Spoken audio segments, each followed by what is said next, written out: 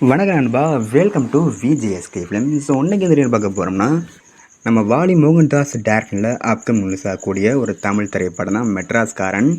So இந்த படத்தின் star cost பார்த்தீங்கன்னா, நம்ம ஷேனிகாம், ஐஸ்வர்யா தத்தா, நிகாரிகா, கருணாஸ், கலையரசன் மற்றும் பல தமிழ் ஸ்டார் காஸ்ட் இந்த படம் நடிச்சிருக்காங்க.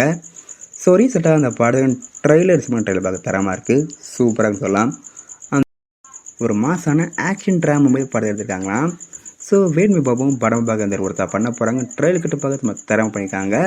அண்ட் இந்த படத்தை இவரை ஜனவரி 10ஆம் தேதி தயாரிப்பு பார்க்கலாம். ஸோ மிஸ் ஒரு படத்தை தயாரித்து போய் பாருங்கள், ஒரு தரமான படமாக இருக்க போது.